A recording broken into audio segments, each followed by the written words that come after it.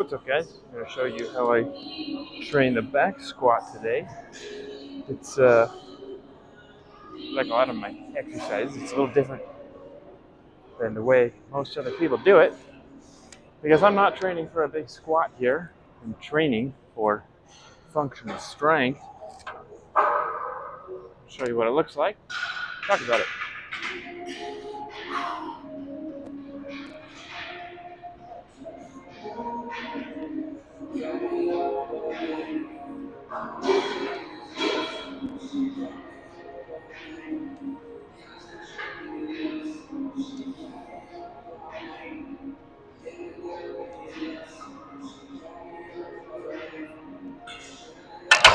There we go. I'm just doing set 3 today. That was set number 1, obviously. It's very similar to the way I'm performing my bench press right now. I squat, what is this, 135? I've squat 3 times this weight, more than that. But I'm not interested in the big squat. The idea is to simply execute a movement pattern with precision and then selectively recruit primarily 2 muscles, the glutes and the quads. The idea is to relax everything else, selectively recruit those muscles, and simply contract them against resistance. Right? So when you try not to make it a full body movement, then you can get a lot more stimulus with a lot less weight. It's phenomenal. Not to mention my range of motion here. But between my sets, I actually do is when I'm doing calf raises right now. So I've got another video talking about those. But doing these a little differently now. Crazy contraction here, nice and slow, and same idea. I'm not trying to jerk myself around. I just want to contract the muscle against the resistance. I started doing them right here so that I could drop below parallel, but I'm still focusing on trying to get as tight a squeeze as possible at the top.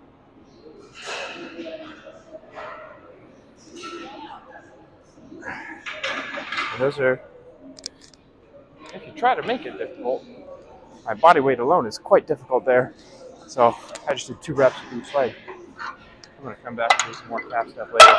But anyway, the squat executed with this technique is incredible. I mean, more than anything, you could say what I want is a huge range of motion and competency in the primary muscles through that huge range of motion. Honestly, I put just as much effort into the eccentric, not thinking about, controlling the weight so much, but just bringing my knees to my chest. I almost think of it like a weighted stretch. Relax everything. And then just 2 muscles that I'm contracting.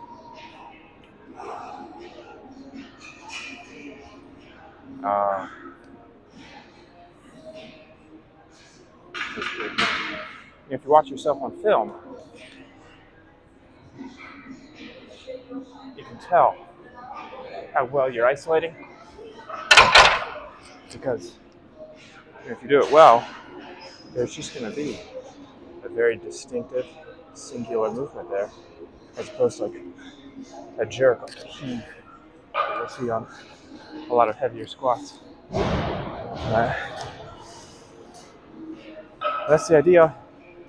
Instead of the intensity being raging throughout your entire body, you're concentrating the effort into, in this case, glutes and quads primarily. But it saves energy, and you get so much more with so much less weight. Find some 5s. So these are triples, and like I said, my record is 435 pounds. I'm probably only going to go up to less than half that right now. About 185 is probably where I'll stop. I'm gonna run and grab another 5.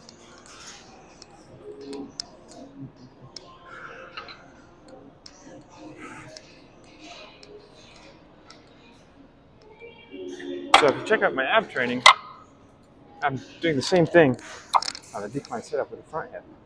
I want competency all throughout that range of motion, right? Hip flexion, hip extension, right, and the knee working together with that, of course.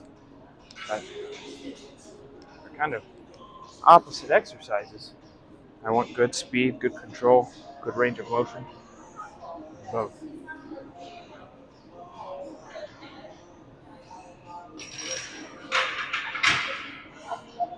Like even just my body weight here, if I isolate it to my calves, it's really close to my maximum capacity. In terms of how tight I can get this top contraction, I don't think I could do a third quality rep. It doesn't take a lot of weight to make it difficult right there at the top. But you want good force production in that peak contracted state to maximize your calf recruitment, well, involvement in jumping and other explosive movements. Let's see, did I go up here? Yes. All right, so this is just 165. Again, I'm trying to relax everything. Even my abdominals, honestly. I know a lot of people are probably going to give me some trouble for that, but that's how I'm doing it.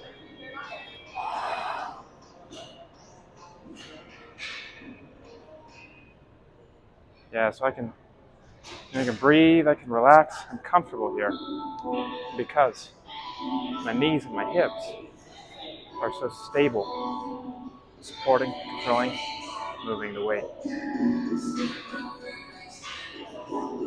This is quite heavy with this technique.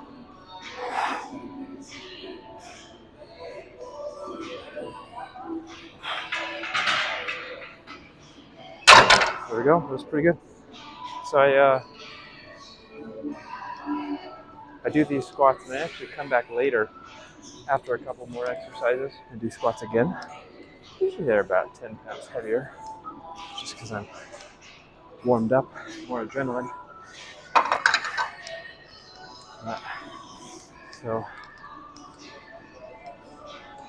175 might be the final set. Again, it doesn't take a lot. And it probably looks pretty easy. I think I said this about my bench press technique, but it kind of feels like the weight's just floating because you're not jerking and keeping yourself around. It's just, they're big muscles, but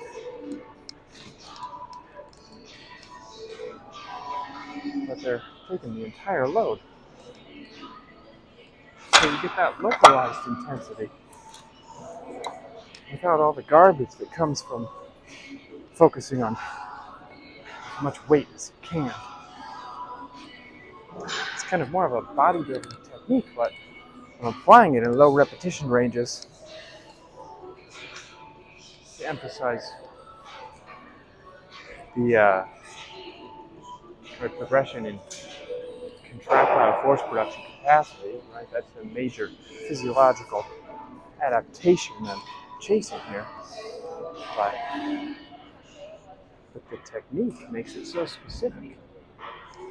And because of that, I get really good glute quad function and selective activation. It ends up being super functional in any situation. So I don't know. I think it's brilliant, and I'm pretty happy with my results.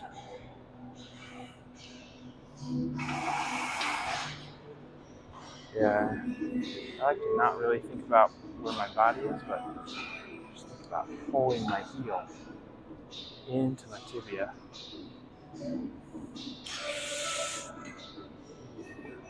Yeah. Just thought of finding Nemo, a shark. That's good. I'm gonna do a couple reps on 2 legs, just to get a real tight contraction.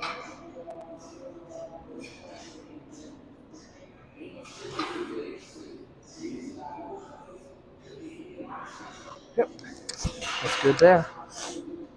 And then this with 175 might very well be my last set for now.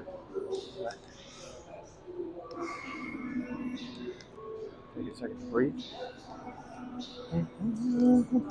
How many people have legs that can go into that fully flexed position and they still can competently engage their glutes right there at that range of motion?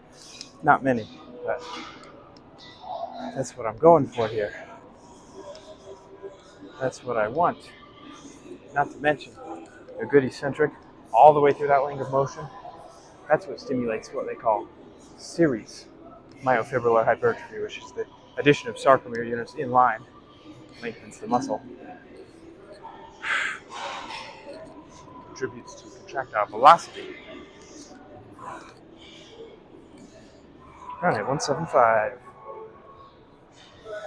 I need to come up with a name for this technique because it's really not reminiscent of what most people would call a squat.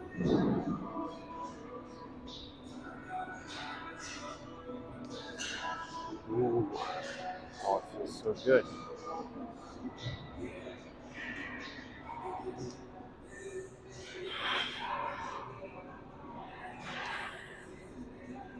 I'm just sinking, and I like to think of it as just undoing the movement. All right. I know my heart rate isn't too high, and I'm talking and breathing while I do it, but I promise the local intensity in a muscle is still there. Or just typical squat overloads everything. So, yeah, you can't talk, but this is a very different exercise. And I think that's going to be it for now for the squats. I start with this. I have to get a lot of practice in. It's a super good warm-up, of course. And I put a little bit more effort into the later.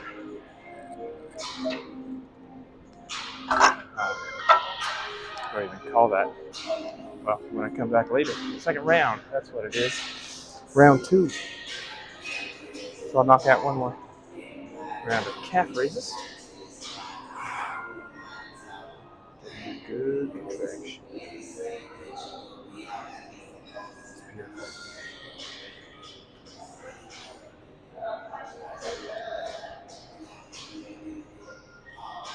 I mean, all the same ideas apply to this.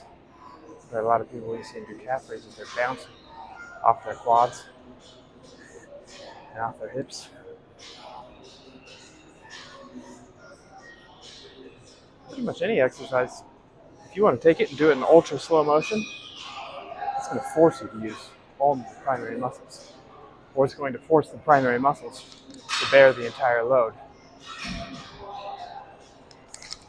Like, try doing a slow motion pull-up, and I bet you can't, because you're cheating. But anyway, that's what my squats look like. It's working. It'll work for you too. Peace.